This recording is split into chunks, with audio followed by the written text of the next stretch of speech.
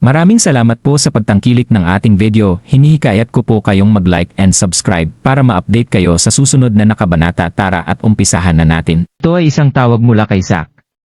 Ano yun? Nais ko lamang suriin kung nakarating ka na, Mark Crawford. Padadalhan ka namin ng isang bilang na kabilang sa pangkalahatang tagapamahala ng County Salford. Ang kanyang pangalan ay Mercertier at tulad ng Crawfords, ang County Salford ay may mga negosyo din mula sa lahat sa buong mundo. Kapag nakarating ka na, maaari mong hanapin si Barry Sartier kung may kailangan ka, sabi ni Zack. Pasimple siyang nag-check-in kay Gerald upang matiyak na wala siya sa anumang uri ng gulo. Nakuha ko. Speaking of which, Mark Crawford, naitalaga ko dati si Barry upang hanapin ang pendant ng Jade sa County Salford. Maliwanag na mayroon na siyang balita tungkol dito. Ayos lang. Tatawagan ko na siya. Pagkababa pa lang niya, humiga si Gerald sa kanyang kama bago siya tumawag kay Barry.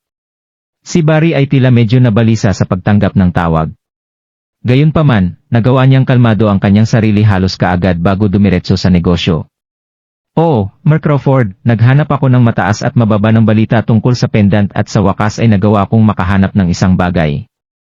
Habang hindi ko pa matukoy ang eksaktong pamilya kung saan nagmula ang pendant, nakahanap ako ng isang matandang lalaki na handang tumingin sa palawit pagkatapos kong ilarawan ito sa kanya.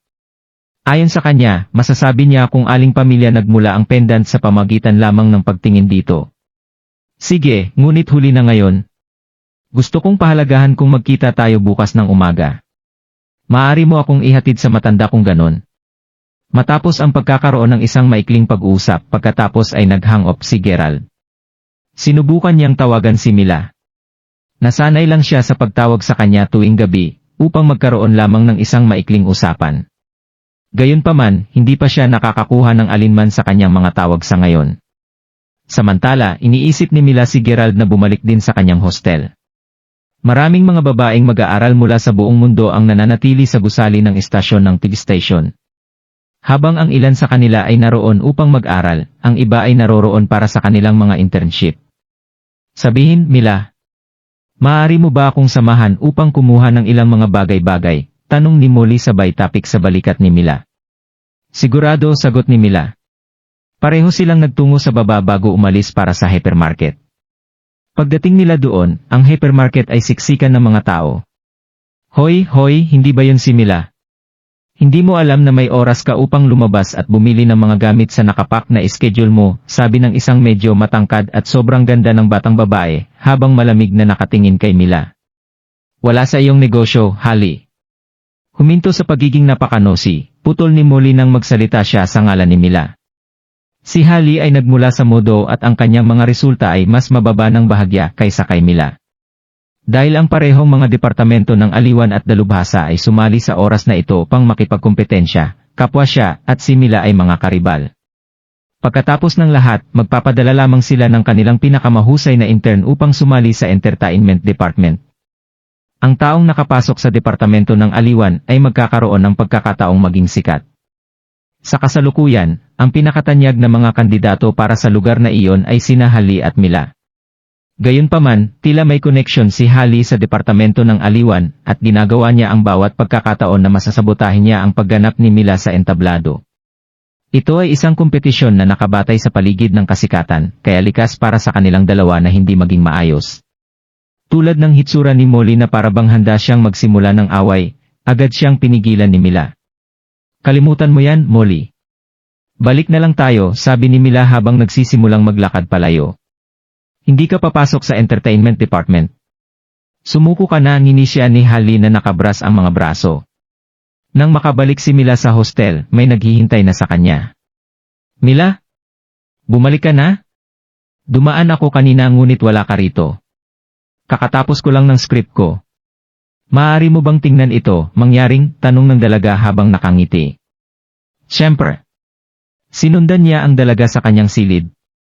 Pagkatapos dumaan ng maliit na sandali sa script, bumalik siya sa kanyang silid. Nauna nang naisip ni Mila na magkakaroon lamang siya ng isa pang regular na araw. Gayunpaman, biglang may maririnig na batang babae na umiiyak malapit sa kwarto ni Mila. Sa oras na lumabas si Mila upang tingnan kung ano ang tungkol sa kaguluhan, ilang iba pa ang umalis sa kanilang mga silid upang makita kung ano ang mali. Si Mila at ang iba pa ay sumunod lamang sa likuran nila. Anong problema? Anong nangyari? Tanong ng isa sa mga batang babae na naroroon. Ako. Lumabas ako kasama ang kasambahay ko kanina at pagbalik ko, napagtanto kong nawawala ang singsing na brilyante na nakuha sa akin ng kasintahan ko. Napakamahal na singsing at hindi ko ito makita kahit saan, sabi ng batang babae na umiiyak. Narinig ni Hallie ang racket mula sa katabi at naroroon din siya ngayon. Huwag kang umiyak, Selena. Maaari mo lang itong nalagay sa maling lugar. Alam mo kung gaano ka naging pabaya. Marahil ay hindi mo sinasadyang iniwan ito sa kung saan. Mungkahi ni Hallie. Ngunit Hallie, hindi ko maiwanan ang isang napakahalagang bagay. Palagi akong nag-iingat sa 6,000 singsing na dolyar, sigaw ni Selena. Ano kakaiba? Kaya, paano ito? Nasaan ka na ba ngayon at sino pa ang nasa hostel?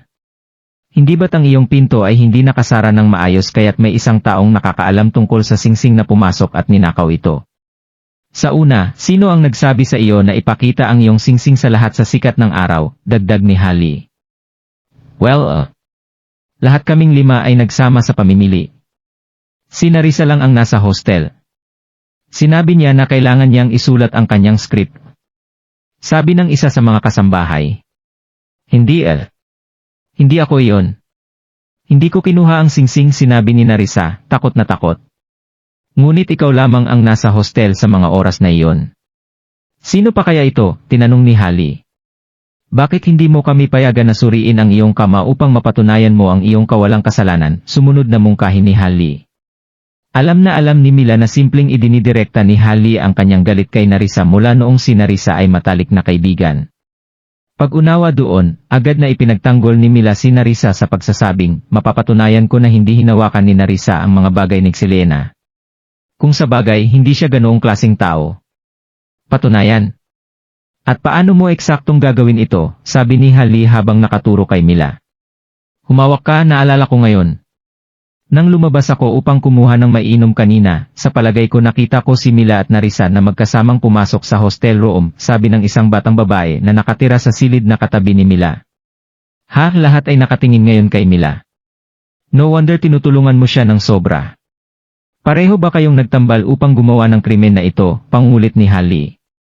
Tumigil sa pag-spout ng kalokohan, nag-aalalang sabi ni Molly. Kung hindi ito alinman sa iyo, pagkatapos ay suriin namin ang iyong mga kama.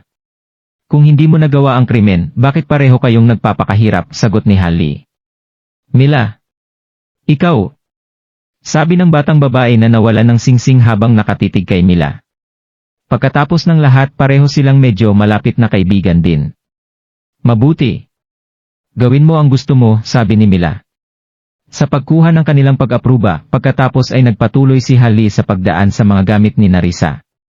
Gayunpaman, wala siyang mahanap. Pumasok si Hallie at ang kanyang mga kapatid sa silid ni Mila. Ilang sandali lang pinagdaanan ang kanyang mga gamit, inangat ni Hallie ang una ni Mila bago sumigaw sa gulat, Selena, tingnan mo. Hindi ba yan ang singsing mo doon? Lahat ng naroroon noon ay nanood habang naglalakad si Selena at dinampot ang singsing. Oo. Akin ang singsing na ito. Hindi makapaniwala si Selena. Pasimple niyang tinitigan si Mila bago sinabi. Mila? Bakit mo gagawin ang ganong bagay? Mismong si Mila ay pantay na gulat din sa kanila. Papaano ito nangyari? Hindi ko ito maintindihan. Narito ang katibayan at malinaw na nakikita ito ng lahat. Paano mo pa rin sinusubukan upang ipagtanggol ang iyong sarili? Isang palabas, sabi ni Hallie. Mila, palagi kitang hinahangaan ngunit talagang binigo mo ako sa pagkakataong ito.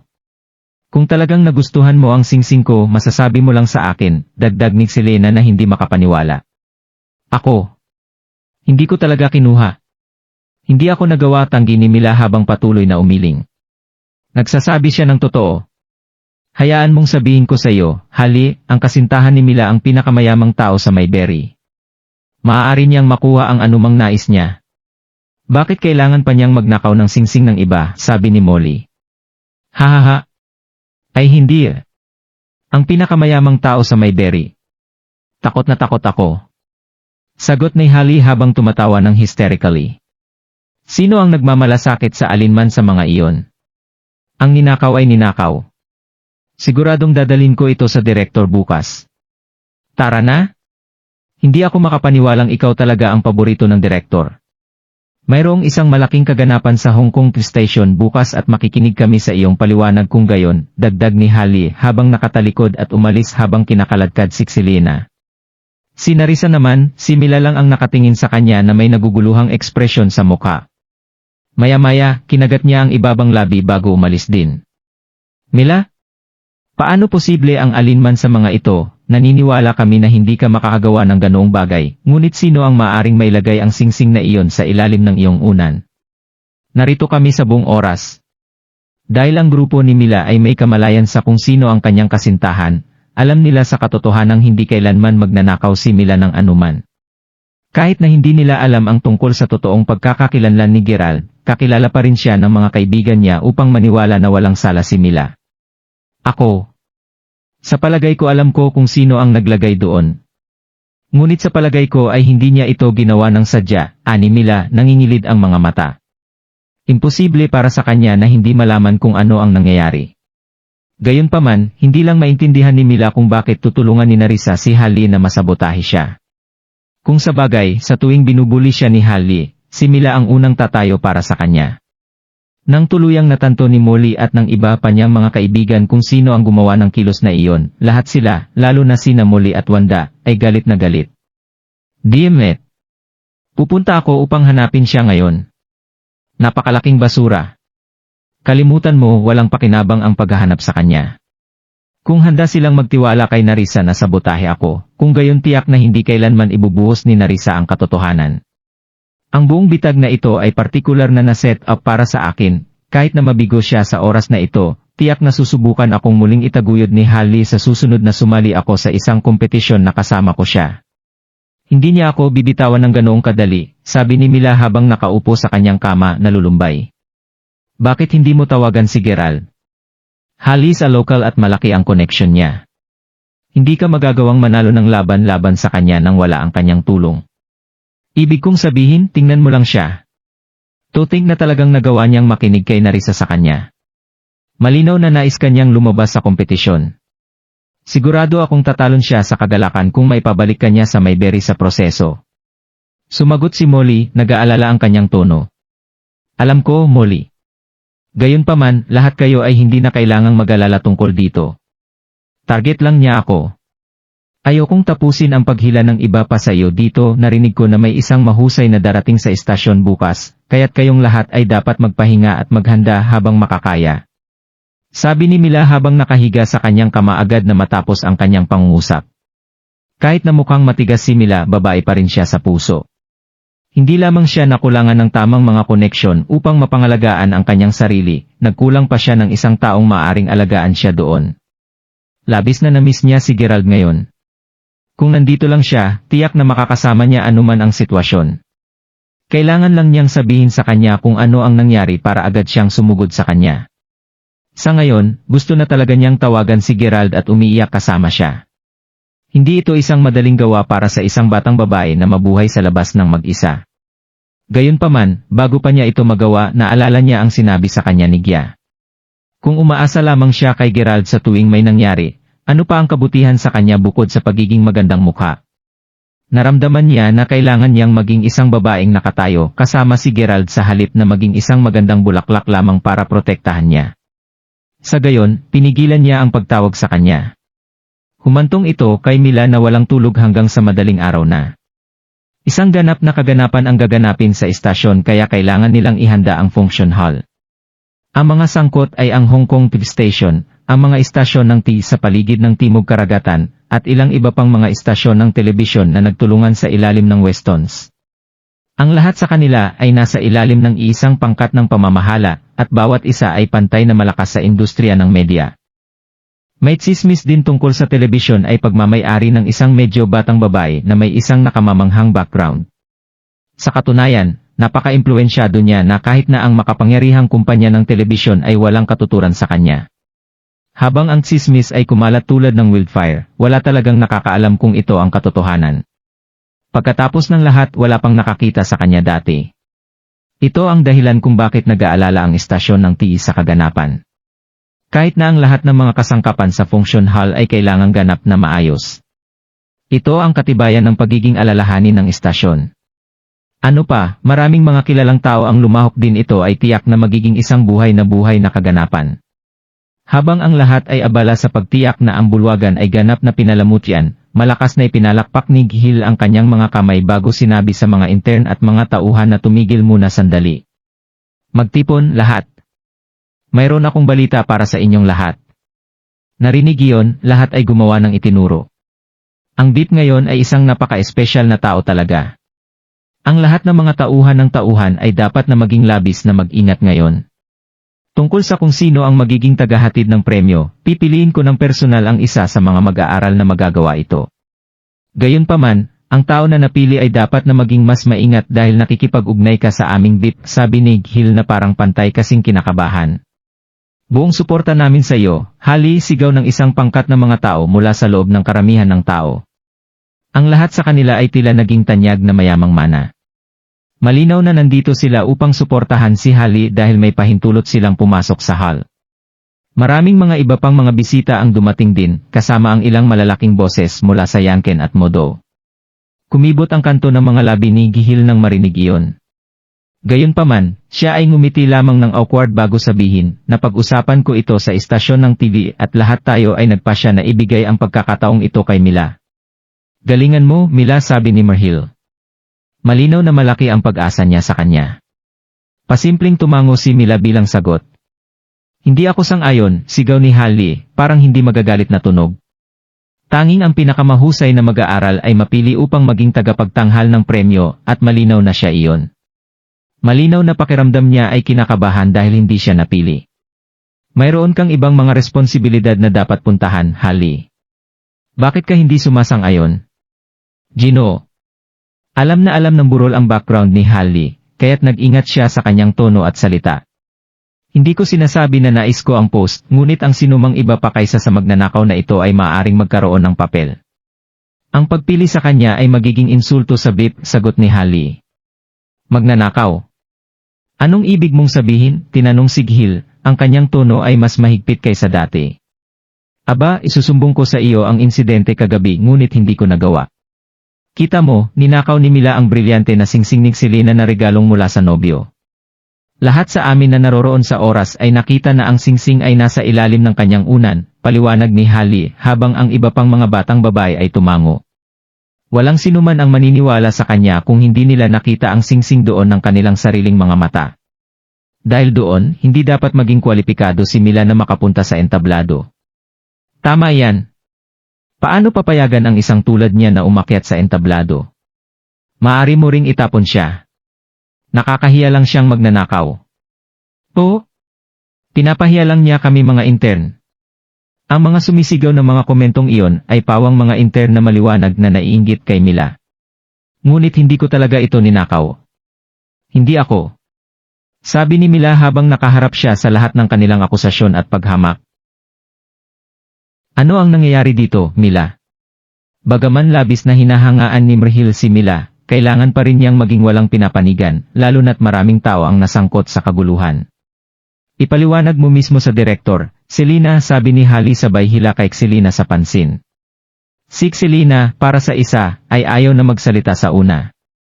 Maaari lamang siyang mag-stammer, at ubili na sabihin ang totoo. Kung sa bagay, maayos naman sila ni Mila. Si Mila ay kadalasang napakagandang tao. Gayunpaman, matapos malaman na ang salarin ay si Mina, wala nang masabi pa si Selena. Alang-alang sa dignidad ni Mila, sa totoo lang nais lamang niyang manahimik at hayaang madulas ang lahat. Ipaliwanag mo ang iyong sarili, Selena, hiningi ni Gihil habang nakasimangot siya. Nang makita na wala siyang ibang pagpipilian, inilahad ni Selena ang lahat ng nangyari noong isang araw. Hindi rin siya maaaring magsinungaling tungkol dito dahil maraming mga saksi sa paligid ng nangyari ito. Matapos marinig ang kanyang paliwanag, nahirapan si Gil na maniwala sa sinabi niya. Medyo sa totoo lang, hindi man niya binili ang kwento niya talaga. Gayunpaman, kung sinubukan niyang iglos ang mga bagay o tumanggi na gumawa ng isang patas na desisyon pagkatapos na marinig ang lahat ng iyon, alam niya na haharapin niya sa huli si Hali na maaring tiyak na iulat ang kaso sa pulisya. Ano pa, dinala ni Hali ang marami sa kanyang mga kamag-aral sa kolehiyo upang suportahan siya. Tiyak na hindi nila hayaang magpahinga ng madali kung magpumilit siyang pumili kay Mila. Mila, wala akong magagawa tungkol sa bagay na ito. Kung iyon talaga ang nangyari, natatakot akong hindi ko maibigay sa iyo ang pwesto, sabi ni Gil. Hindi mo talaga dapat, sabi ni Hali habang nakabraso.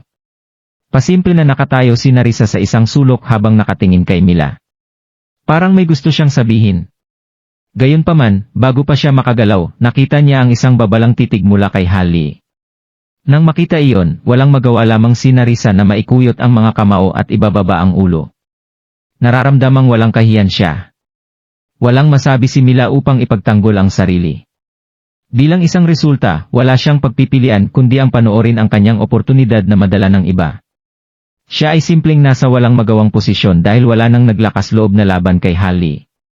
Mila, sabi ni Molly habang siya at ang iba pa ay papalapit sa kanya. Huwag kang mag-alala, Molly. Ayos lang ako.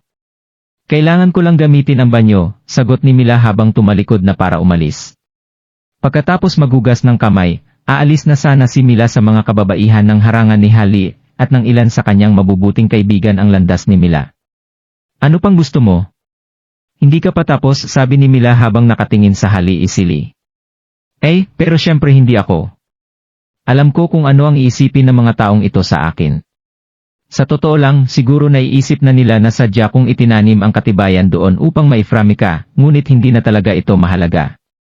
Habang ang pagkakataon ay akin na at malinaw na nawala ka, siguradong hindi pa ako tapos sa iyo, sagot ni Hali habang nakatingin siya sa likod, namumula ang mga mata. Mula pa noong bata siya, laging gusto ni Hali na maging una sa lahat. Hindi alintana kung saan siya nagpunta o kung anong samahan ang kanyang sinasali, nais niyang maging pinuno. Ang big sister ng lahat. Walang tao na naglakas loob na tawagan ito sa kanya. Dahil dumating siya sa istasyon ng TV upang mag-aral at matuto, sinamantala rin niya ang mga tao at platform doon, na nagresulta sa halos lahat ng tao na tumutukoy sa kanya bilang big sister. Sa kabila nito, nawawala pa rin siya sa likuran ni Mila sa halos lahat ng aspeto. Ano pa, naisip niya na simpleng ginagawa ni Mila ang pagiging palakaibigan niya, at niloko niya ang lahat na gusto siya. Mula sa mahirap na Narisa hanggang sa sobrang yaman na Siksilena na ang kasintahan ay pantay na mayaman, lahat sila ay mahusay na tinatrato si Mila. Tungkol sa nakaraan, Siksilena ay naging isa sa matalik na kaibigan ni Hali. Ngayon subalit, napakalapit na rin siya kay Mila. Sa palagay mo ba ay hindi ko pa nalalaman? Naisip ni Hali sa sarili. Kung may ibang tao o kahit na si Hali ay ninakaw ang mga mahalagang bagay ni Siksilena, alam ni Hali na hindi madali mapapatawad ni Siksilena ang anuman sa kanila, kahit na siya. Sa halip marahil ay hindi papayag si Siksilena na mag-alis ang magnanakaw ng walang away. Gayunpaman, hindi lamang hinabol ni Siksilena ang bagay ng naframe si Mila bilang magnanakaw, ngunit nakumbinsi pa niya ang iba na huwag ipakalat ang balita sa paligid dahil maaari itong magkaroon ng hindi kanais-nais na epekto kay Mila. Bakit? Bakit lang nagustuhan ng lahat si Mila Smith? Wala akong pakialam kung mayroon kang sama ng loob. Hindi tulad na kaya kitang labanan, nginisya ni Mila. Hindi ito tungkol doon. Hindi ko lang maintindihan kung bakit gusto ka ng lahat ngunit kinamumuhian ako. Kahit na alam ng lahat na ikaw ang nagnakaw ng singsing, sigurado akong lahat pa rin ang mag-iisip tungkol sa iyong kabutihan. Sa katunayan, sigurado akong magsisimula silang sabihin na ako ang nagframe sa iyo. Ayokong pakinggan ito. Gayunpaman, naniniwala ako na ang katotohanan ay mananaig sa huli, sabi ni Mila habang sinusubukang umalis. Huminto ka dyan. Ako ang big sister dito.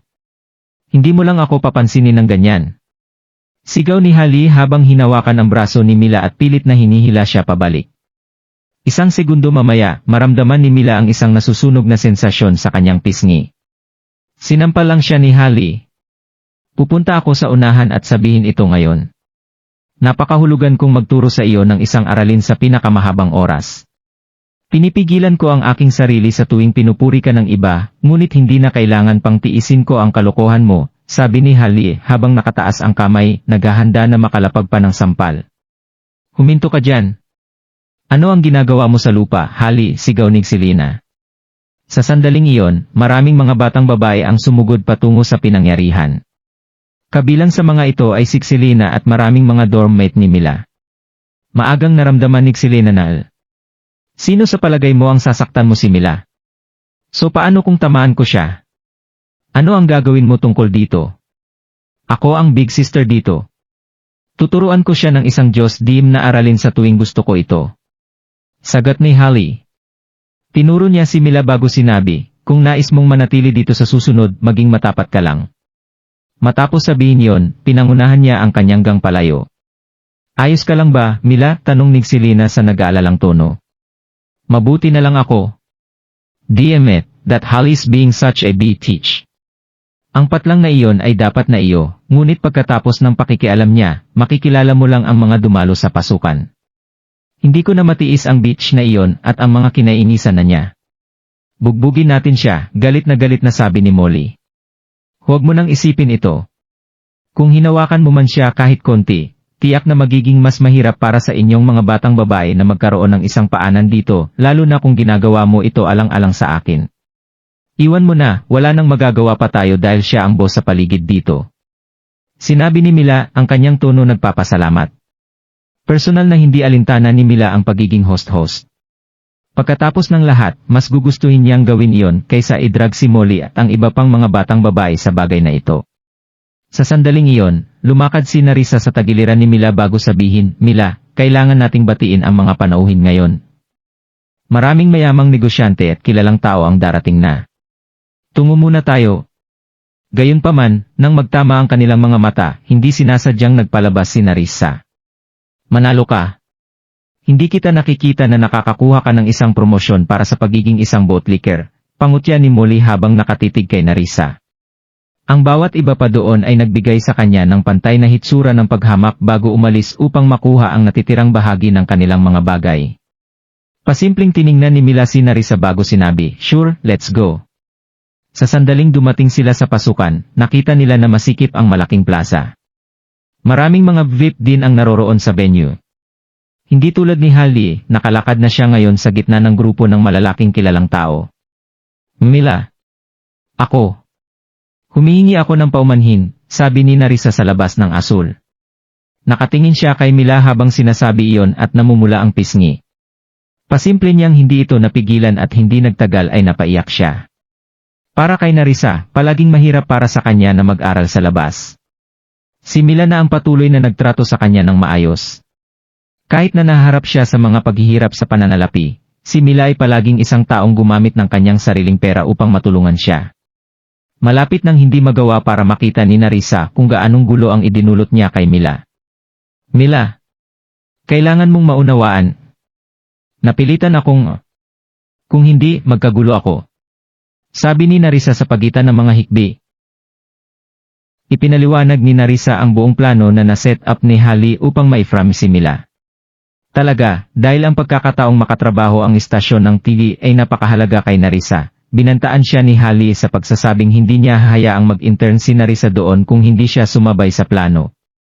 Dahil doon, walang pagpipilian si Narisa kundi ang makipagtulungan sa kanya. Habang si Mila ay medyo nagalit kay Narisa, matapos marinig ang tagiliran niya ng kwento, hindi na siya nakapaghawak pa ng sama ng loob sa kanya. Kung sa bagay, hindi niya kayang ilagay ang sisi sa Narisa. Kung nawala sa posisyong ito si Mila, sigurado, makakaapekto ito sa kanyang trabaho sa paglaon. Gayunpaman, makakabalik pa rin siya sa Mayberry kung saan nandoon pa rin ang kanyang pamilya at si Gerald. Gayunpaman, kung nawala sa posisyon si Narisa, wala na siyang maiiwan. Kung ako ay nasa kanyang sapatos, marahil ay gagawin ko ang parehong bagay, tama ba, naisip ni Mila sa sarili. Sa huli, ang totoong salarin ng buong fiasco na ito ay si Holly Yates. Kung kailangan niyang kamuhian ang isang tao, dapat talaga itong si Holly. Iniisip kong panindigan ang laban ko kay Holly, Mila. Ayokong magpatuloy siyang tratuhin ka ng ganito, huff Narisa. Mangyaring huwag. Mabuti na hindi ko naman kayo sinisisi. Alam kong nahihirapan ka, ngunit ang bagay na ito ay sa pagitan namin ni Holly. Hindi ako sisisihin sa iba kundi siya, sabi ni Mila. Manalo ka. Paano maglakas loob pareho kayong magsalita ng walang kapararakan? Tumayo ka pa rin, sabi ni Holly habang papalapit sa kanila, isang smug na ngiti sa labi. Molly? Wanda? Tumayo din dito. Kailangan namin ng maraming tao na humahawak sa mga panauhin kaya't humiling ako para sa 2 pang hostesses. Sumulyap si Holly kina Molly at Wanda nang siya ay nakatayo sa tabi ng pasukan. Sa pamagitan noon, ang mga VIP ay nagsimula ng magpakita at handa silang lahat na batiin sila. Si William Ray, Pangulo ng Yanken, ay dumating. Kasunod sa anunsyo na iyon, isang binata ang lumakad na parang isang superstar, napapaligiran ng maraming tao. Habang siya ay naglalakad, isang bandila na kumakatawan sa VIP ang itinaas. Ang bawat VIP na dumalo ay handa na magpakita ng isang bagay upang maipakita ang kanilang pagkakakilanlan at negosyo. Pagkatapos ng lahat, ito ay isang pangunahing oportunidad para sa kanila na mag-advertise at ipakilala ang kanilang mga sarili dahil ang mga tao mula sa buong mundo, ang lahat ng mga dumalo na mayayamang negosyante, ay binabaha ang dakilang tanawin. Ang Pangulo ng Modo ay dumating. Sunod-sunod patuloy na tumaas ang bilang ng mga VIP. Si Hali mismo ay may karangalan na nakatayo sa pinakadulo upang malugod at makipagkamay sa bawat isa sa mga VIP. Noon, ang pulang karpet ay natapakan na ng daan-daang mga mayamang negosyante at kilalang tao. Sa kakaibang kadailanan habang tumatagal siya nakatayo roon, mas nasasabik si Mila sa pakiramdam. Gayunpaman ang mga ito ay mga big shot lamang mula sa Sunidale. Bakit ba ako nakakaganyak? Bigla na lang nagtaka siya kung siya rin ay magiging isa sa mga VIP. Sa labas ng venue, ang paparazzi at mga reporter ay nagsisiksik sa red carpet area. Pagkatapos ng lahat, bukod sa kanilang mga kaakit-akit na muka, ipinapakita din ng mga VIP ang kanilang mamahaling kotse upang ipakita kung gaano sila kapangyarihang at mayaman. Mila? Mila, sabi ni Molly habang tumatakbo sa tabi niya. Dahil nandito na si Molly, hindi mahirap para kay Mila na isipin na pinapaalis ni Hali ang iba pa niyang mga kaibigan pati na rin ang bahagi ng kanyang paghihiganti. Sa palagay mo darating si Gerald? Kung gagawin niya ito, maaari tayong gumawa ng tanga kay Hali. Kahit na ang lahat ng kanyang mga kontak ay nagbanding magkasama, hindi pa rin sila magiging katugma para sa kanya. Tuwang-tuwa na sinabi ni Molly. Ako, hindi ko alam, sagot ni Mila habang umiling. O para sa pag-ibig ng Diyos. Hindi ako makapaniwalang matigas ang ulo mo. Kung mayroon akong isang mayamang kasintahan tulad ng sa iyo, susundin ko siya sa buong mundo. Lahat ng ito ay dahil sa katigasan ng ulo mo upang patunayan ang iyong sarili bilang isang malakas at independenteng babae. Ano ang masama sa tinawag mong trophy na asawa? Para sa akin, basta mayaman ang asawa ko, lahat yun ang mahalaga. Habang si Molly ay dating suportado kay Mila sa kanyang hangaring maging isang independenteng babae, ang pagkakaroon ng problema kay Hali ay nagbago ang kanyang isip. Malalim sa kanyang puso, naisip ni Molly na kung boyfriend niya si Gerald, gagamitin niya siya upang mapahiya si Hali sa pananakot sa kanya. Sa ganoong paraan, hindi na maglalakas loob si Hali na guluhin ulit siya. Habang walang sinabi si Wanda, nakatayo rin siya kasama sila, inaabangan ang pagdating ni Gerald. Pagkatapos ng lahat, kahit na siya ay maaaring ipakita ng kaunti kung siya ay tunay na dumating. Anong pinag-uusapan niyo? Sabi ni Hali sabay ngisi habang papalapit kina Mila at Molly na kanina pa nagbubulungan. Wala naman masyado. Mabuti na lang at Hali, habang totoo na malaya kang nakikipaglaro sa amin, huwag kailanman subukang tawirin. Isaalang-alang ito upang maging isang patas na babala kung nais mong mabuhay upang makita ang ibang araw. Sinabi ko na sa iyo na ang kasintahan ni Mila ay si Mark Crawford na mula sa Mayberry, isang napakalakas na tao. Maaari pa siyang dumating ngayon, at kung dumating siya, mabuti, maghintay ka lang upang malaman, sagot ni Molly. Hahaha. Ay hindi. Kinilabutan ako. Mangyaring, nakarinig ako ng maraming mayayaman sa buhay ko, ngunit hindi ko pa naririnig na. Ano ang kanyang pangalan muli? Crawford mula sa Mayberry. Haha. Sarkastiko ni Hali. Naku, maghintay ka lang, Hali. Maghintay ka lang at makita. Sagot ni Molly. Sa sandaling natapos ang kanyang pangungusap, ang kaguluhan ng karamihan ay tila biglang lumakas ng 10 nakasisilaw na mga sports car, hindi katulad ng alinman sa mga nauna, ay dumating sa tanawin. Nakakagulat na makita ang mga mahal na kotse dito, upang masabi lang. Kahit si Hali ay nagulat din habang nakita niya ang maraming mamahaling mga sports car dati sa kanyang buhay. Ito ang kauna-unahang pagkakataon na nakikita niya ang isang komboy ng maraming mga mamahaling kotse na magkasama. Bago pa man tumigil ang mga sasakyan, ang ilang mga tauhan na nakasuot ng suit ay nagmamadali na patungo sa panig ng pagbati ng hostess habang sumisigaw, Mercy Crawford, ang direktor ng Dream Investment Group ay dumating. Ang mga nakarinig ng nararamdamang panginginig ay nagpapatakbo ng kanilang mga tinik. Bilisan mo? Ginoo. Nandito na si Crawford. Ano? Maaga siyang dumating. Ang buong pangkat ay tila nasa pagkabigla pa rin habang ang mga host at hostess ay nagsimulang tumakbo sa ibaba upang salubungin siya. Pagkatapos ng lahat, kahit na maraming iba pang mga VIP, si Mer Crawford pa rin ang pinakamahalagang tao ngayon. Kahit na ang ilan sa mga negosyante at tagapagmana na nauna nang pumasok ay muling lumabas, upang batiin lamang siya matapos marinig ang balita tungkol sa kanyang pagdating. Ano? Humirol si Mer Crawford. Sa sandaling iyon, ang mukha ni Hallie ang pinakahamak na nakita ng sinuman. Para bang tumigil ang pintig ng kanyang puso. Matapos makita ang kaguluhan na nangyayari sa harap ng kanyang mga mata, hindi na siya nag-alinlangan na si Mer Crawford talaga, ang pinakamahalagang tao sa araw na ito. Hindi nagtagal bago siya mag-snap out dito, at nang nagawa na niya ito, agad niyang binato ang mga paningin ng paningin kay Mila habang hindi makapaniwala na sinabi niya, "Sinabi mo na si Mer Crawford ang boyfriend mo? Paano ito magiging posible? Talaga bang hindi siya talaga isang tugma para magsimula si Mila Smith? Paano siya palaging maswerteng ito? Kahit na magkaroon ng isang napakalakas at mayamang kasintahan." Ha? Mukha kang tinamaan ng bituin. Bawat salita na sinabi namin ay totoo. Si Mila narito ang kasintahan ni Mer Crawford. Tuwang-tuwa na sagot ni Molly. Nais niyang makita kung ano ang magiging reaksyon ni Hallie matapos siyang mabugbog sa kanyang sariling laro. Si Mila naman, nakasilip ang mga mata sa kumboy sa harapan niya. Hindi talaga siya umaasa ng tulong mula kay Gerald.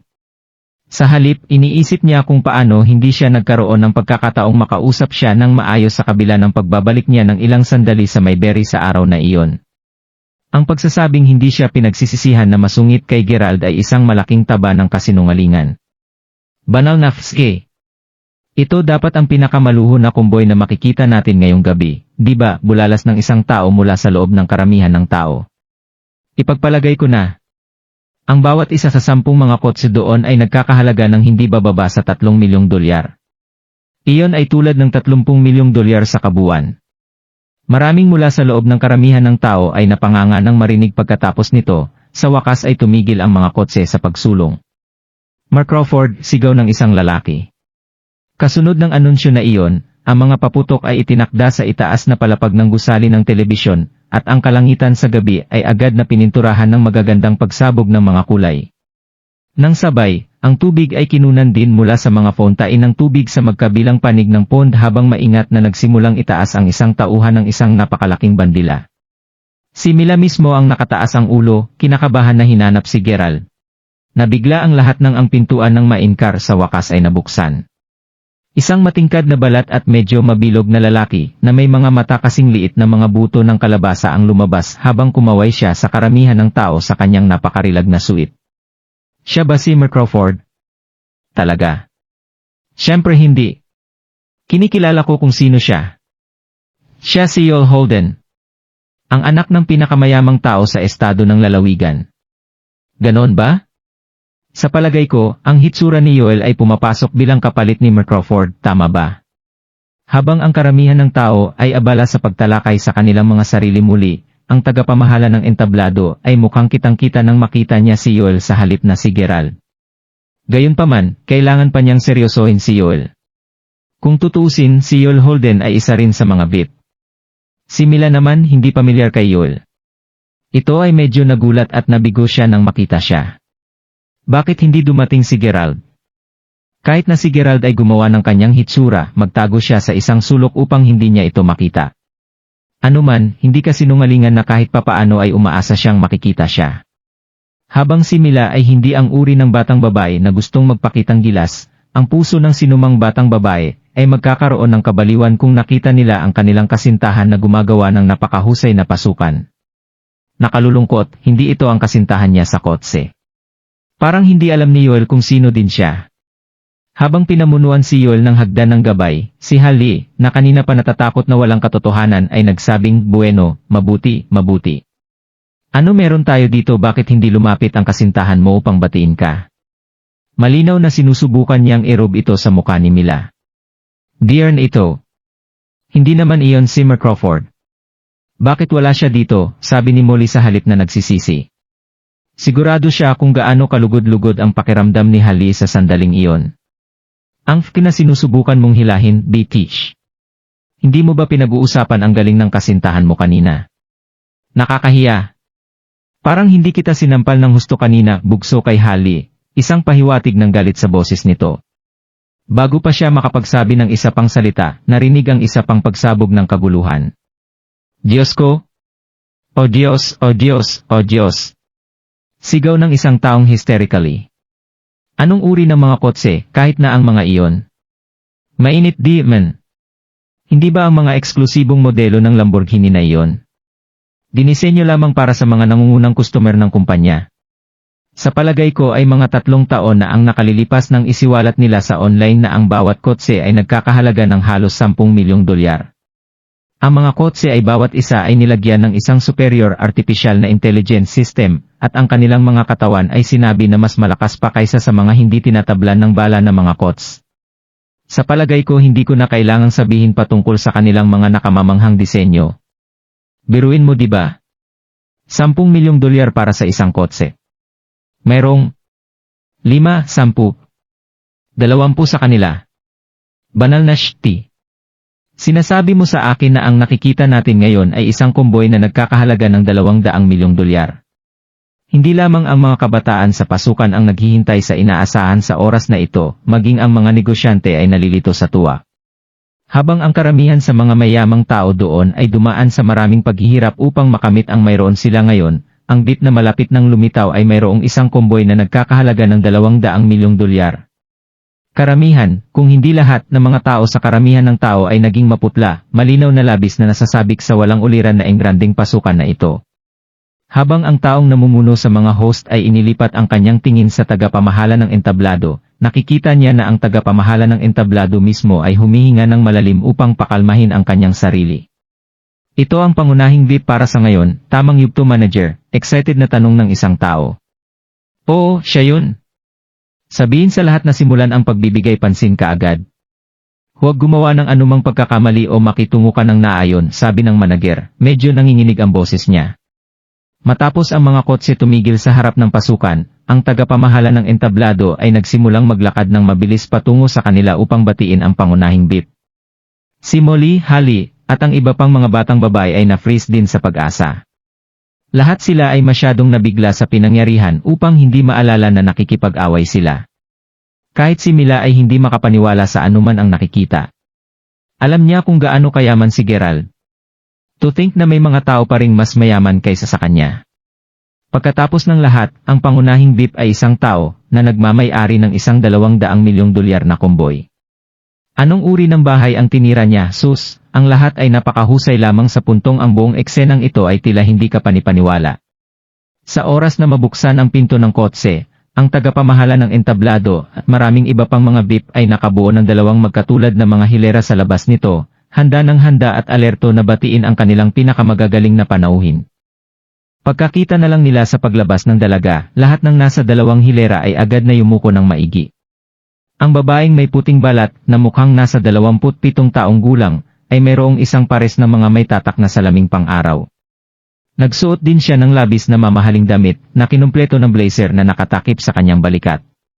Habang nagpatuloy siya sa pagmuya sa kanyang gilagid, hinilig niya ng bahagya ang kanyang mga balikat, pinapayagan ang kanyang blazer na walang putol na mahulog sa kanyang balikat. Naabutan ito ng isa sa kanyang mga tanod bago pa man ito magalaw sa lupa. Kahit na mula sa malayo, nakikita ng lahat na ang lahat ng mga tanod na nakapalibot sa kanya ay may pantay na mabangis na mga titig sa kanilang mga mata. Tila sila ay naging labis na may kakayahan at malakas. Ito ang mga uri ng tanod na tiyak na magiging handa upang harapin ang anumang uri ng sitwasyon na dapat nilang harapin. Habang siya ay lubos na kaakit-akit, ang babae ay may isang napakalakas na aura din na pinipilit ang maraming mga kasalukuyang tao na hindi kahit na mangahas na huminga.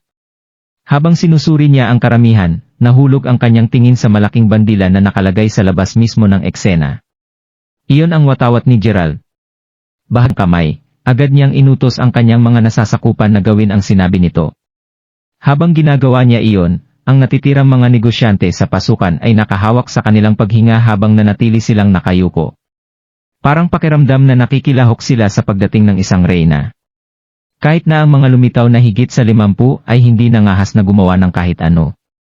Sila ay sobrang kinilabutan upang masabi, ang karamihan sa kanilang mga binti ay nanginginig na parang sinaktan lamang sila ng kidlat. Pinanood nilang lahat habang ang watawat ni Gerald ay dahan-dahang itinaas sa pinakamataas na punto na maabot nito. Nang makita iyon, lumalim ang ngiti ng babae. Pagkatapos ay lumakad siya at inaabot ang kanyang handbag kay Mila na nagkataong naging una sa pila kasama ng iba pa na may tungkuling tanggapin ang mga panauhin. Gayunpaman, sa oras na iyon, nakatingala pa rin si Mila sa bandila ni Gerald. Bakit nais lamang ng Pangulo na itaas ang bandila ni Gerald? Ano nga ba ang relasyon niya sa kanya? Alam ni Mila na kahit maraming kaibigan ang babae ni Gerald, loyal pa rin siya sa kanya. Gayunpaman, pagkatapos makita ang lahat ng ito, nagsimula na siyang makaramdam ng bahagyang kaba. Pagkatapos ng lahat, ang babae ay tila labis na makapangyarihan at nakakatakot. Sabi ng babae habang nakakunot ang noo niya.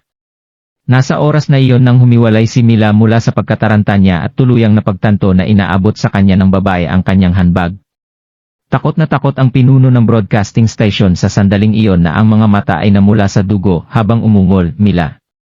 Ano ba ang ginagawa mo? Patuloy niyang pinapaalalahanan sila na huwag gumawa ng anumang pagkakamali pagdating ng engranding beep. Ngunit narito si Mila, nagkakamali ka agad pagdating. Bago ka ba dito, sabi ng babae, habang nagpatuloy sa ngumunguya sa kanyang gumnang mahinahon. Eho? Humihingi ako ng paumanhin. Grabe ako, sobrang takot. Sagot ni Mila. Takot na takot siya na nawala ang kulay ng kanyang muka.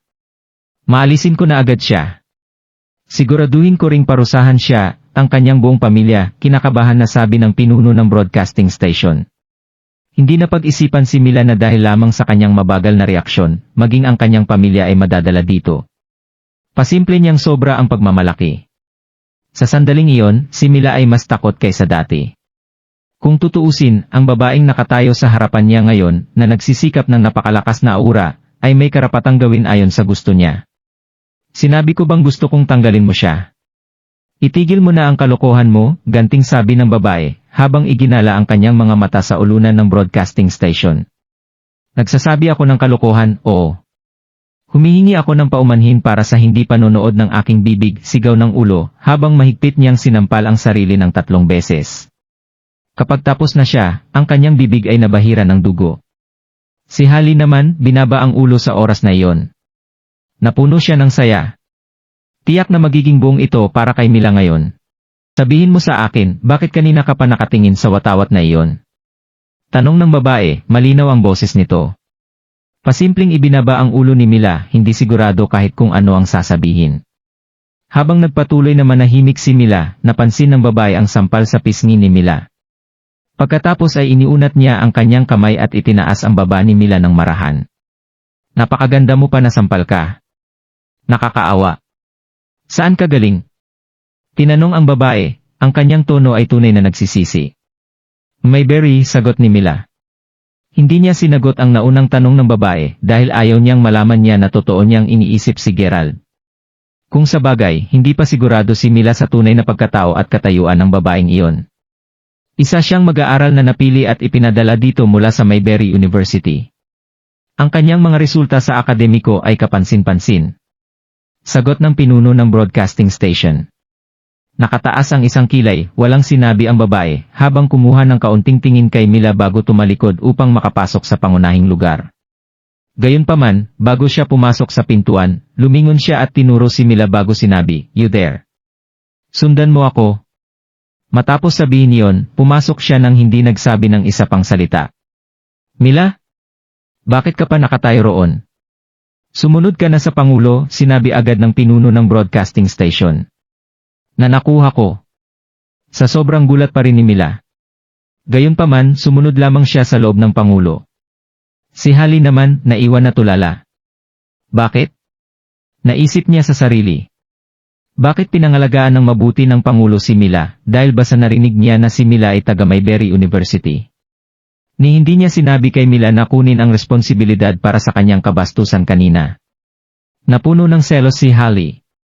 Nung magsisimula na ang kaganapan ng sa wakas ay mapagtanto ni Mila na ang apelyido ng Pangulo ay Crawford. Nalaman niya ang tungkol dito nang marinig niya ang iba na humarap sa babae bilang Pangulong Crawford habang sinusundan siya. Kaya't nanganak din siya ng apelido ng Crawford. Dahil hiniling ni Pangulong Crawford na sundan siya ni Mila, inilagay si Mila sa loob ng pangkat ng mga katulong na naatasang tumulong sa kanya. Dahil doon, kapwa kina Hali at Mila na kailangang magtulungan sa entablado ng sabay.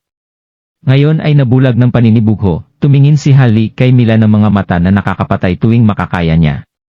Makalipas ang ilang sandali, nang makita niya na si Mila ay abala sa pagpuno ng tsaa para sa mga panauhin, isang hindi magandang balak ang nabuo sa kanyang isipan. Habang dumaan si Hali kay Mila, binigyan niya siya ng isang napakaikli ngunit malamig na pagsulyap bago siya hinihimas ng bahagya. Dahil sa kanyang mga aksyon, ang tasa na hawak ni Mila na halos matumba sa sahig. Sa kabutihang palad, nahuli ito ni Mila sa oras. Habang ang tasa ay ligtas, ang mga nilalaman nito ay splash sa buong tao sa harap ng Mila. At ang taong iyon ay walang iba kundi si Yoel. Sige. Tingnan mo ang nagawa mo. Sabi ni Yoel habang sinamaan niya ng tingin si Mila, isang nakakunot na noo na namumuo sa mukha niya. Humihingi ako ng takot, humingi agad ng tawad kay Mila. Tulad ng sinabi niya na isang nag-aalab na pagkamuhi kay Hali ay namulaklak sa loob ni Mila. Malinaw na ang panibugho ni Hali ay nagtulak sa kanya upang magpatuloy sa paglikha ng gulo para kay Mila, kahit ngayon. Anuman, bagaman si Yoel ay kasalukuyang nandito lamang kapalit ni Gerald, nilalayon ni Mila na alamin kung ano ang totoong relasyon nila ni Gerald. Interesado din siyang alamin kung sino siya kay Pangulong Crawford. Kung tutuusin, kahit ang isang tanga ay mapagtanto ngayon na si Merciol Holden ay nakikipag-usap kay Pangulong Crawford bilang kanyang kapatid na babae. Kitang-kita din na malinaw na may gusto ang Pangulo sa kanya. Anong uri ng mga relasyon ang mayroon sa kanilang dalawa ni Gerald? Bagaman naisip niya kanina tungkol sa pagtatanong sa kanila tungkol dito, matapos itong pag-isipan, pinigilan niyang gawin ito. Kung sa bagay, bahagi lang siya ng staff doon. Sa kabilang banda, sila ay napakahalagang panauhin. Kung siya ay simpleng kumilos ng madali at nagtanong ng ganoong personal na katanungan, ano ang iisipin nila sa kanya? Paumanhin? Totoo bang naiisip mo na ang lahat ay magtatapos sa isang simpleng paghingi lamang ng tawad? Sabi ni Yoel nang agad siyang bumangon at itinulak si Mila gamit ang kanang kamay. Ang lakas mula sa pagtulak ni Yoel ay sapat na malakas upang padalhan si Mila sa sahig. Sa panahon ng proseso, nahulog din sa lupa ang kanyang telepono. Habang tila si Pangulong Crawford ang pangunahing panauhin ngayon, malinaw na si Yoel ang aktwal na nasa kontrol dito. Pagkatapos ng lahat, nabigyan si Yoel ng papel na direktang kahalili ni Gerald. Katulad ng mga nakaraang kaganapan, tuwing si Gerald ay abala o hindi makadalo sa anumang mga dakilang pag-andar, alinman kay Yoel na siyang good brother ni Gerald o si Aiden ay ipapadala upang pumalit sa kanya. Simula noong si Mer naging abala na si Crawford nang matanggap ang paanyaya ng kaganapan, hindi nag-abala si Zack na ipaalam ito sa kanya. Sa halip, dumaan lang si Zack sa karaniwang proseso ng pagpili kay Yoel na pumalit kay Gerald dahil hindi magagamit si Aiden. Habang si Yoel ay karaniwang masunurin at magaling sa harap ni Gerald, kapwa siya at si Aiden ay totoo namang walang ingat at mayabang kapag sila ay nasa kanilang sarili. Dahil doon, tiyak na hindi siya kung hindi siya nagagalit matapos mabasa ng tubig ng isang bastos na tumutulong sa kawani. Halos lahat ng naroroon sa eksenang natulala. Habang si Molly ay pantay na kinilabutan at nalulungkot para kay Mila habang pinapanood ang mabait na kaibigan na itinulak sa sahig, si Hali ay magkasalungat na nagtatawanan na parang walang bukas. Mismong si President Crawford, na nagmamasahe sa sandaling iyon, ay nagpanggap na parang wala siyang nakita. Humph! Gaano ka katapang na masaktan si Mer Crawford? Kung hindi ako personal na magturo sa iyo ng isang aralin ngayon, hindi ka kailanman matututo, sigaw ni Yoel habang nakataas ang braso, tila handang bugbugin si Mila. Gayunpaman, bago niya mailunsad ang kanyang unang suntok, siya ay huminto ng tama sa saglit ng oras. Napansin niya sa oras lamang, na ang lock screen sa telepono ni Mila na kanina pa nahulog sa gilid naglalaman ng litrato ni Mer Crawford. Ano? Gulat na sabi ni Yoel. Kilala mo ba si Mer Crawford? Tinanong ni Yoel, malinaw na nagulat na makita ang larawan ng kanyang kapatid sa ilang katulong na telepono ng miyembro ng kawani. Pagkatapos ay kinuha niya ang kanyang telepono, sinusubukan ng husto upang alamin kung sino talaga siya. Dahil hindi pa siya makabuo ng anumang lohikal na konklusyon, pinigilan niya ang bugbugin siya. Ibalik mo sa akin ang telepono ko, sabi ni Mila habang inaagaw ang kanyang telepono mula sa mga kamay ni Yoel. Tinatanong kita ngayon. Bakit meron kang litrato ni Mer Crawford bilang iyong lock screen na larawan? Tanong ulit ni Yoel, na puno ng pagkalito ang boses nito. Habang ang kanyang mga mata ay nakapikit sa sandaling iyon, kahit si Pangulong Crawford ay narinig ang kanyang katanungan. Sumenya siya pagkatapos na umalis ang taong nagmamasahe sa kanya bago tumingin ng hinala kay Mila, kahit na iniskan siya mula ulo hanggang paa. Personal na tanong iyan, sagot ni Mila, maingat na nakahawak sa kanyang telepono. Kung gayon ano ang iyong pangalan, tanong ni Yoel habang kinakamot ang likod ng kanyang ulo. Tila naalala niya lamang ang isang bagay na mahalaga, na siyang naging dahilan ng pagtatanong. Mila Smith. Narinig iyon, bahagyang nanlaki ang mga mata ni Yoel. Mila Smith. Bakit parang pamilyar ang pangalan na iyon? Saan ko ito narinig dati? Hold on. Sinabi sa akin ni Aiden na ang kasintahan ni Mer Crawford ay ginagawa ang kanyang pagsasanay sa North Bay. Galing ka ba sa Mayberry University? Tanong ni Yoel, bahagyang namangha sa sarili niyang konklusyon. Ako ay sagot ni Mila na may bahagyang tango. Ski! Lalong nagulat si Yoel ngayon na tama talaga ang kanyang deduction. Kung ganun alam mong kilala mo ang kapatid ko, tama. Gerald. Mayroon ka ring larawan sa iyong telepono. Maari ba talaga na ikaw ay kanyang kasintahan? Alam mo ba kung sino sina Aiden at Zach? Kilala ko sila, sagot ni Mila sabay tango ulit. Halos tumalon si Yoel sa lugar matapos marinig ang kanyang tugon. Shti, siya talaga ang aking hipag. Ano ang nagawa ko? Paano ko siya halos napalo? Napasigla ako para sa oras na ito. Napaisip si Yoel sa sarili habang nakabaling tingnan si Pangulong Crawford ng maamo. Nang makita ang reaksyon nito, tumayo agad siya. Likas na narinig niya ang kanilang buong pag-uusap, at nagulat din siya sa paghahayag habang siya ay naglalakad papunta kay Mila. Ikaw ba talaga ang kasintahan ni Gerald? Tanong ng Pangulo. Oo, siya nga. Siya ang girlfriend ni Gerald, Mila, sigaw ni Molly, na humakbang sa sandaling iyon, sa asul. Nang makita na hindi na niya ito maitatanggi, kinagat ni Mila ng bahagya ang ibabang labi bago tumango bilang pagsang-ayon. Labis na nag-aatubili si Amin na aminin ito dahil nais niyang maging mas malaya sa halip na umasa lamang kay Gerald. Ito ang dahilan kung bakit niya tiniis mag-isa ang lahat ng kanyang paghihirap. Hindi lang niya nais na makilala lamang siya bilang kandi para kay Gerald kung ipagpapatuloy niya ang kanyang kasintahan. Dahil sa kanyang kawalan ng pag-asa sa pangalan ni Gerald sa kanyang workspace, gayunpaman, ang katotohanan ay nagsilbi lamang upang palakasin kung paano natigilan ang mga tao doon. Pita! Siya ba talaga ang kasintahan ni Mer Crawford? Hulaan ko kaya? Habang siya ay talagang maganda, nagtataka ako kung bakit siya nagtatrabaho bilang isang receptionist dito. Habang ang iba ay nagsimulang talakayin ang kasalukuyang sitwasyon, napansin ni Mila na nakatitig sa kanya si Pangulong Crawford. President Crawford, hindi mo na ako tatawaging Pangulo Crawford.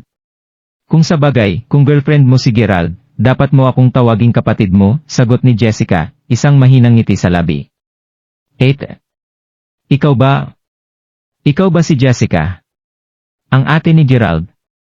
Sa wakas ay alam ni Mila kung sino talaga si Pangulong Crawford. Ako nga. Sinabi na niya sa iyo ang tungkol sa akin, hindi ba? Sagot ni Jessica na may mahinang ngiti sa labi. Labis na namangha si Mila na agad na tumugon sa kanya. Talagang nabanggit na siya ni Gerald dati. Sinabi niya sa kanya na ang kanyang kapatid na babae ay tinatrato siya ng napakahusay. Ano pa, si Jessica ang naging responsible para sa pagtatatag ng Mayberry Commercial Group noong nakaraan. Habang may kamalayan si Mila na ang kanyang kapatid na babae ay napakamayaman, hindi niya inaasahan na siya ay mayaman at maimpluwensyang ito. Sa puntong ito, si Jessica ay halos maituring na isang taong may pagkahari. Lalo itong kinakabahan kay Mila kaysa sa dati.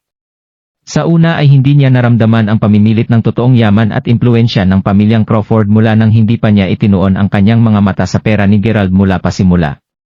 Kung sa bagay, hindi mahalaga sa kanya kung mayaman o mahirap si Gerald. Ang mahalaga lamang sa kanya ay pareho silang nagpapanatili ng mabuting relasyon. Dahil sa paraan ng pag-iisip na iyon, kahit na alam niya ang totoong pagkatao ni Gerald, hindi niya talaga napagtanto na mayroong ganito kalaking agwat sa pagitan nila. Ngayon na nakatayo sa harapan niya si Jessica, gayunpaman, ang biglaang pagsasakatuparan kung gaano talaga siya kaiba mula sa Crawfords ay tiyak na binibigyang din siya. Oo. Nabanggit ka niya. Sinabi niya sa akin na nasa North Africa ka. Talagang bumalik ako ilang araw na ang nakakalipas, sagot ni Jessica, nakangiti pa rin. Matapos sabihin yon, binalingan niya ang tingin kay Yul bago siya hinampas sa likod ng ulo minsan.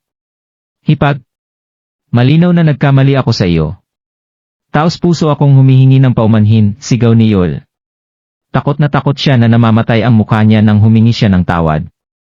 Nang matapos iyon, pagkatapos ay lumingon si Jessica upang tingnan ang sampal na marka na nakikita pa rin sa mukha ni Mila. Speaking of which, sinong sumampal sa iyo? Ngayon na alam ko na ikaw ang kasintahan ng aking nakababatang kapatid, hindi ako papayag na ang mga nasabing pagkilos ay hindi maparusahan habang narito ako. Pasigaw na sabi ni Jessica, biglang nanlamig ang boses niya. Ako ang responsable para doon, sagot ni Holly sa oras na iyon, nanginginig ang buong katawan niya sa takot. Alam ang background ni Mila, inakala ni Holly na una na ang pamilya ni Mila ay gumagawa lamang ng ilang uri ng negosyo sa Mayberry. Ito ang dahilan kung bakit naglakas loob si Holly na bulin si Mila ng walang prinsipyo. Gayunpaman, lampas sa kanyang mga wildest na pangarap na asahan si Mila na talagang maging hipag ni Jessica. Ano pa, lumalabas na si Crawford talaga ang kasintahan ni Mila. Kasama ang pusa na ngayon na wala sa bag, si Holly ay takot-takot.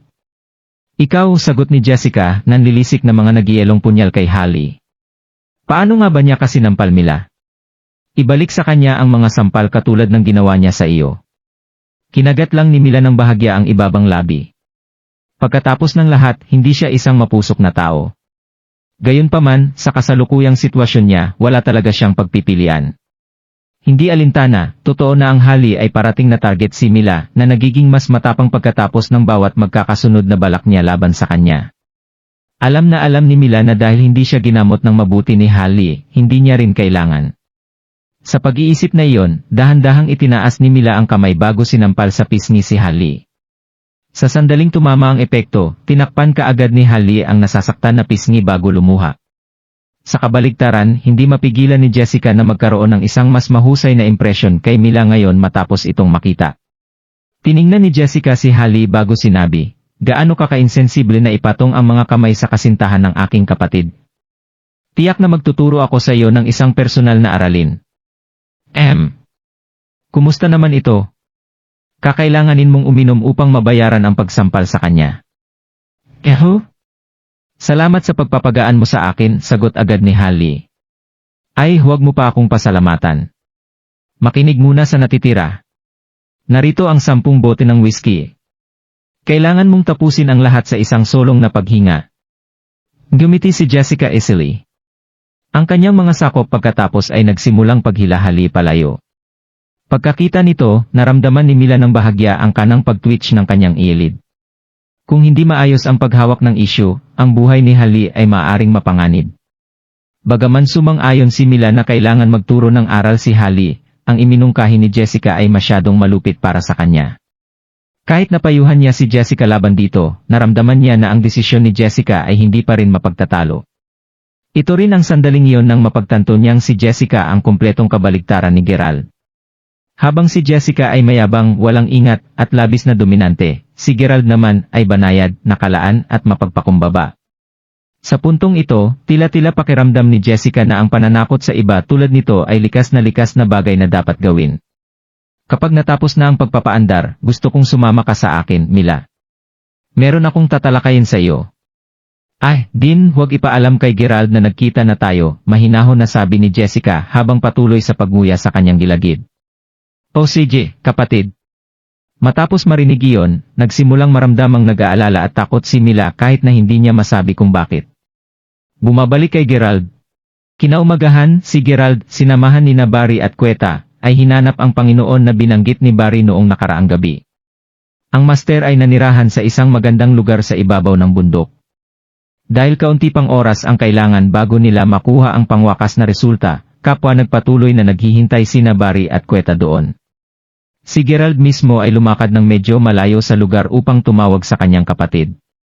Kagabi pa lang nalaman ni Gerald na sa wakas ay bumalik na siya mula sa ibang bansa. Palagi niyang naisip na siya ay magiging kabilang sa mga unang makikilala ang kanyang kapatid na babae sa oras na siya ay bumalik. Kung sa bagay, namimiss ko siya ng sobra dahil pareho silang hindi masyadong nagkikita. Sa panahon ng tawag, sinabi sa kanya ni Jessica na dumadalo siya sa isang uri ng engranding gawain. Nabanggit din niya na gusto niyang makilala si Gerald doon. Gayunpaman, matapos ipaliwanag ni Gerald na abala siya sa paggawa ng isang bagay para sa kanilang ama, wala siyang ibang sasabihin. Ilang sandali pa ay tinapos na ni Gerald ang tawag at babalik na lamang siya nang may marinig siyang tumawag sa kanya. Gerald. Paglingon ko upang tingnan kung sino ang tumawag sa kanya, natigilan siya nang makita ang pamilyar na mga mukha. Ang pangkat ng mga kabataan na nakita ni Gerald ay tila naglalaro at nagtatawanan sa bawat isa, makatipid para sa isang tumawag sa kanya. Malinaw na napunta silang lahat dito sa paghahanap ng libangan. Sa 5 tao sa pangkat, kasama sina Maya at Warren.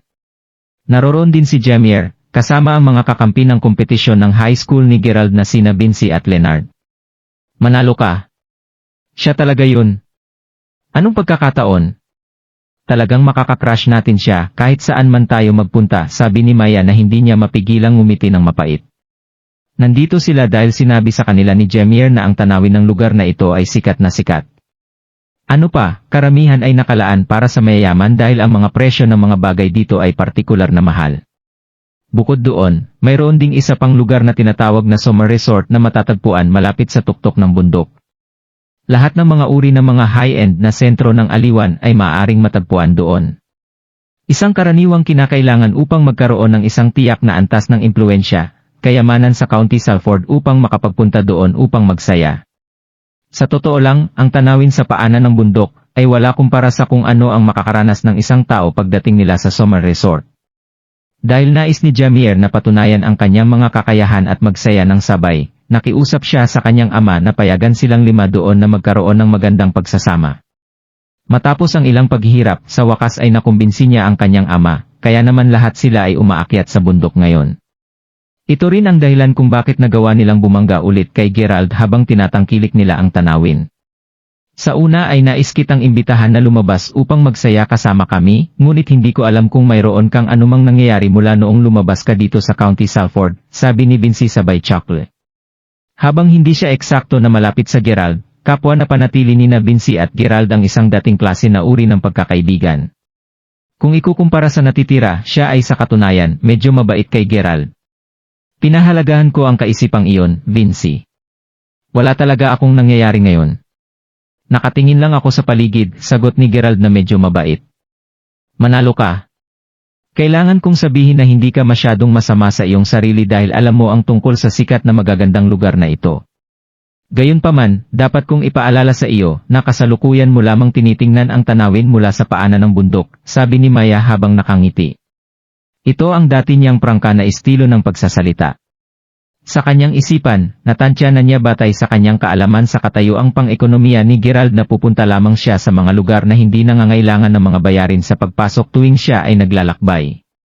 Pagkatapos ng lahat, upang makapasok sa tulad ng mga high-end na lugar, ang isa ay kakailanganin munang magkaroon ng hindi bababa sa ilang uri ng mga koneksyon o pera tulad niya, tama ba? Narinig ang puna nito, napailing lang si Gerald na may mapait na ngiti sa labi. Tulad ng kung may mga lugar na mapupuntahan mo na hindi ko magagawa. Bagaman malinaw na tinitignan siya ni Maya, ayaw sabihin ni Gerald. Hindi lang siya mapakali sa kanya. Maliban kay Vinci, na tumigil upang makipag-usap kay Gerald sa isang maikling sandali, walang ibang nagsalita sa kanya. Kalaunan, si Leonard na ang tumabi kay Bimbi palayo kay Gerald, na sinasabihan siyang huwag ipagpatuloy ang pakikipag-usap sa kanya. Hindi nagtagal bago dumating ang pangkat ng 5 sa entertainment center ng magandang lugar. Nalulugod akong makilala kayo, mga kababaihan at ginoo. Mangyaring ipakita ang iyong mga VIP card, sabi ng isang kawani na nakatayo sa pasukan.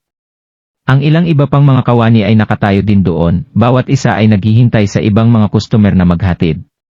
Heto na? Lahat tayo ay nagkasama dito.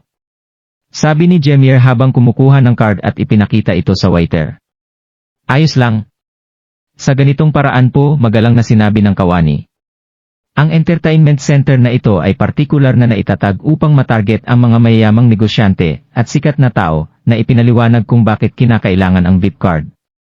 Gayunpaman, ang target na madla sa isang tabi, ang sentro ay bukas din sa pamamasyal na nangangahulugang hindi lahat ay nangangailangan ng isang VIP card upang makapasok. Pagpasok sa lugar, maya-maya ay natagpuan ni Maya ang kanyang sarili na naakit sa napakagandang tanawin. Wow! Napakaganda ng lahat, sabi ni Maya na medyo excited. Sa sandaling lumingon siya subalit, agad siyang natigilan. Ano ba? Napasok ba talaga niya ang lugar na ito kasama kami? Ito ang sinabi ni Maya nang makita niya na si Gerald na pumasok din sa high-end entertainment center. Naglalakad-lakad lang sa paligid si Gerald bago napatingin kay Maya matapos marinig ang sigaw niya. Taliwas kay Maya, sobrang kalmado lang si Gerald. Gayunpaman, hindi sila parehas ng iniisip ni Maya. Sa isip niya, nakapasok lang si Gerald dahil sinundan sila habang ipinakita ni Jemir sa staff ang kanyang beep card kanina. Sa malamang ay pinayagan siya ng tauhan na makapasok dahil inisip nila na siya ay kasama ng kanilang grupo. Hindi komportable si Maya na makita si Gerald sa ganitong klaseng lugar. Hoy, Gerald! Bakit nandito ka rin? Sino ang nagpapasok sa'yo dito? Galit na sabi ni Maya. Nang marinig ang pangkwe-question ni Maya, napatigil si Gerald. Sino ang pumapasok sa akin? Maaari akong dumating at umalis ayon sa aking kagustuhan dahil naabisuhan ang tauhan na sumama ako kay Barry. Likas na magkaroon ako ng libreng pag-access sa lugar na ito. In all honesty, dumadaan lang si Gerald sa entertainment center dahil kailangan niya. Pagkatapos ng lahat, ito lamang ang paraan para makarating siya sa maliit na manor sa tuktok ng bundok, sa itaas ng entertainment center, kung saan naghihintay pa rin sina Barry at Queta.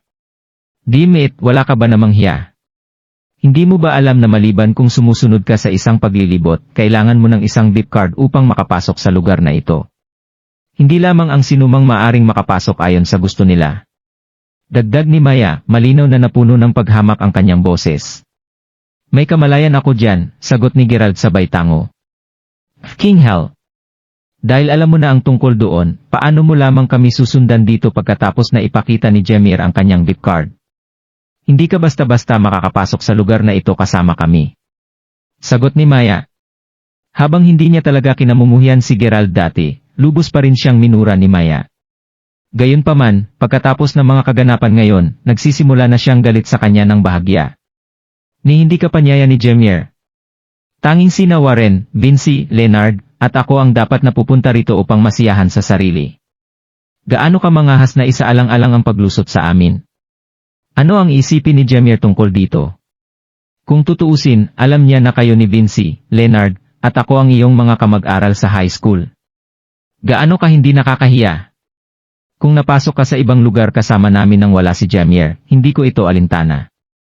Impyerno, malamang na inaprubahan ko ito hanggat handa kang palawakin ang iyong mga patutunguhan. Ngunit iba ito. Ano ang isipin ni Jemir tungkol sa kami ni Vinci ngayon? Ang lahat ng mga saloobing ito ay mas nagpahiya kay Maya kaysa dati. Hindi man ako lumusot sa lugar na ito, sagot ni Gerald na walang magawa. Alam niya kung gaano ang pagmumuka sa kanya ni Maya noon. Upang isipin na maaari itong talagang maging mas masahol pa. Gayunpaman, hindi rin siya nagsisinungaling. Hindi talaga siya sumingit. Paano mo masasabi iyan sa puntong ito?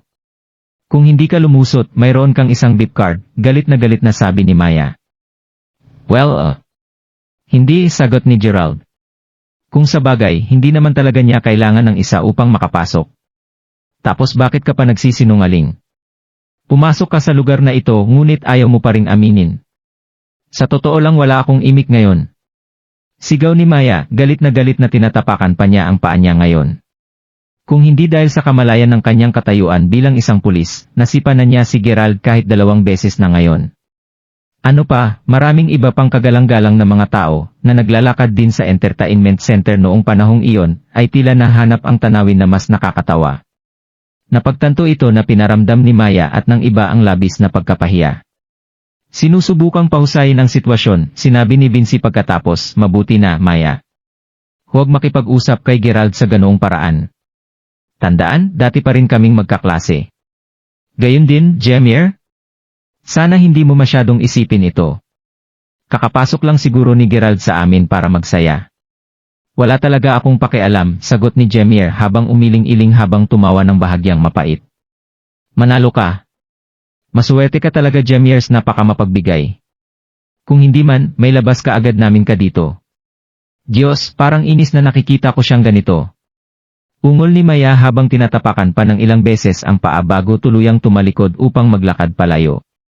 Nakatingi lang si Vinci kay Gerald kaysa nakakaawa. Kung sa bagay, lahat ng sinabi sa kanya ni Maya ay pantay na hindi ka Kung nais-nais nagustuhan at mo ang mga ganitong nakasasakit. video, huwag mong kalimutan mag-like and subscribe. Panoorin mo na rin ang mga naunang kabanata para lalong maubos ang oras mo.